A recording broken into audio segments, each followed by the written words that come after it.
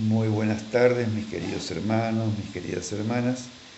Hoy vamos a hacer una breve reflexión sobre el Evangelio que la Iglesia nos propone para este domingo, que es el domingo 26 durante el año, que está tomado de San Mateo del capítulo 21.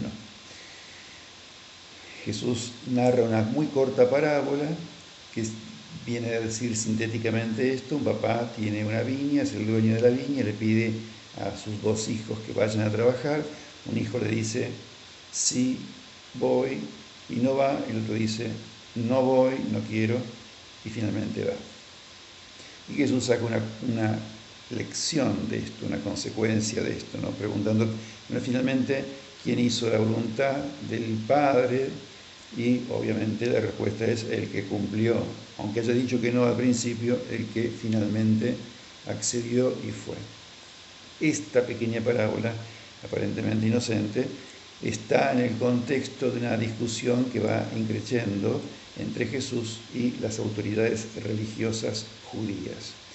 Los sacerdotes, los escribas, los doctores de la ley, los fariseos, los saduceos, todos los que representan el poder religioso y político de Israel, que cada vez se enfrentan más con Jesús, y Jesús también sube, digamos, los decibeles de la discusión.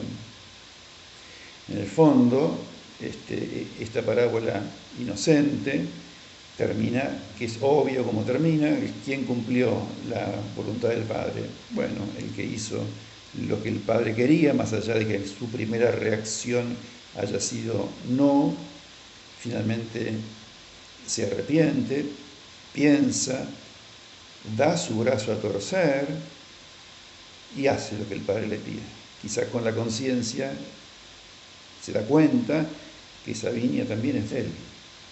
Él no es un jornalero, como el domingo pasado, no es un inquilino de la viña, como serán los del próximo domingo, es el dueño, con el Padre y con la familia.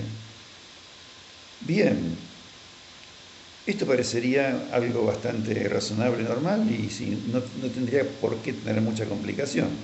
La lección es, hay que hacer, como dirían varios políticos, lo han repetido así, mejor que decir es hacer, mejor que prometer es realizar. Bueno, listo, obvio. Sin embargo, Jesús levanta un poco la apuesta y termina con estas cosas que hacen desconcertante a la parábola, y dice, bueno, a ustedes, y se refiere a los sacerdotes, los publicanos y las prostitutas los preceden en el camino del reino de los cielos. Y acá, esto es una bomba, digamos.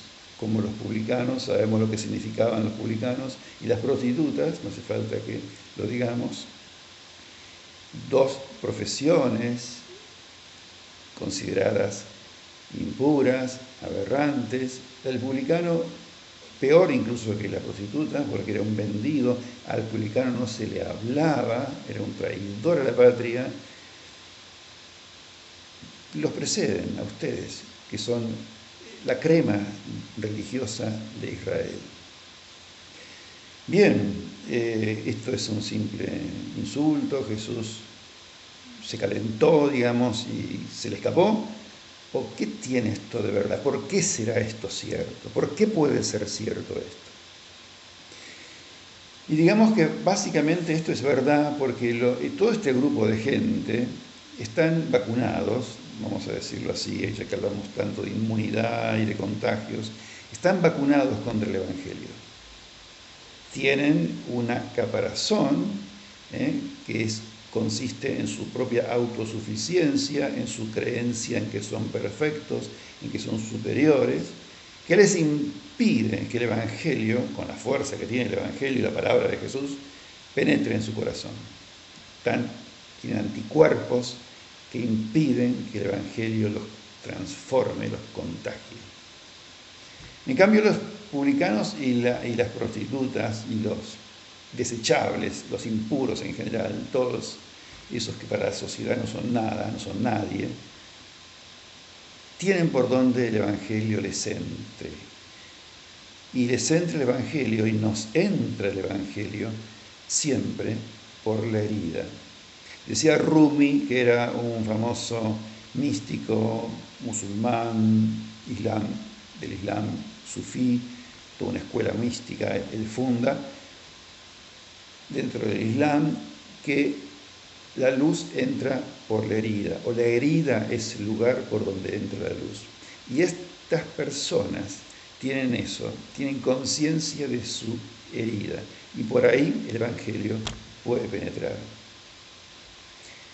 Aquellos que no reconocemos, tocamos nuestras heridas, nuestros pecados, no tenemos la oportunidad de experimentar al Dios de Jesús. Porque el Dios de Jesús es pura misericordia. La misericordia de Dios se expresa, la encontramos, nos encuentra en las heridas, en las debilidades, en la fragilidad, en el pecado.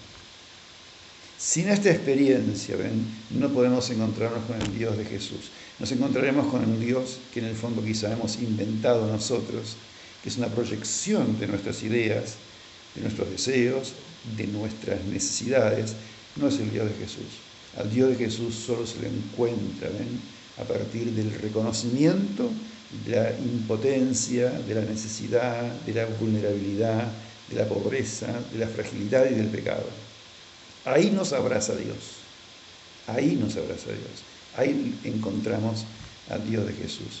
Por eso es así, no es una calentura de Jesús, que en ese momento se les fue de boca, sino que es así realmente aquellos que toman conciencia, el hijo que se arrepiente y toma conciencia de lo que pasó y de lo que hizo, ahí puede sentir de verdad el amor de Dios. Qué bueno que es esto para nosotros, qué consolador que es esto para cada uno de nosotros. Digamos que también en este Evangelio de este domingo se repite una pregunta que se hizo el domingo pasado y que nos podemos volver a hacer y volver a preguntar y volver a rumiar, y es: ve a trabajar a la viña. ¿Se acuerdan el domingo pasado? ¿Qué hacen ustedes sin trabajar? Bueno, es como una nueva interpelación de Dios para cada uno de nosotros. ¿Estoy yendo yo a trabajar a la viña? ¿Qué hago yo en la viña? ¿Qué estoy haciendo en la viña que es el reino, que es el mundo, ¿no? ¿Qué estoy haciendo? ¿Me conformo con ser buenito, de ser educado, decir que sí? ¿O de verdad, de alguna manera gasto mi vida, mi tiempo en trabajar en la viña, en trabajar por la casa común, en trabajar por el bien de todos? Y además de intentar hacerlo al modo de Jesús. Porque también esto es importante, intentar hacerlo al modo de Jesús. Y en ese sentido les invito a que, si ustedes tienen ganas, tienen tiempo, tomen esta maravilla que es el capítulo 2 de la carta a los Filipenses, Filipenses capítulo 2, donde se habla de esto, ¿no? Del modo de Jesús, donde Pablo nos invita a tener los sentimientos de Jesús, a tener el modo de actuar, el modo de proceder de Jesús. Y el modo de proceder de Jesús se caracteriza por la humildad y por no buscar el interés personal, sino el interés de todos. Palabras textuales de la carta de Pablo a los Filipenses: no busquen su interés personal, sino el interés de todos. Esto es contracultural porque nos dicen que lo importante es que cada uno busque su bien, y de alguna manera mágica ese bien mío va a repercutir en el bien de los demás, cosa que sabemos que no es así. Entonces les invito a que en este domingo, ¿no es cierto?, nos convenzamos de que el Señor nos abraza con su misericordia en nuestras heridas, en nuestras debilidades, en nuestra pobreza, en nuestra indignidad. Ahí nos abraza el amor y la misericordia de Dios. Que ese amor de Dios nos transforme y nos movilice a trabajar en el reino de Dios con la conciencia de que ese reino, esa casa común, es nuestra casa, es la casa de todos, y que lo hagamos con los sentimientos de Jesús, desde la actitud de una profunda humildad, sin creernos jamás dueños de la verdad, jamás criticando a los demás, porque no somos nadie para criticar a los demás y creernos dueños de la verdad, como esos fariseos, y con esta actitud de buscar siempre el interés y el bien de todos por encima del bien personal. Les mando un abrazo muy grande y les deseo un muy feliz domingo.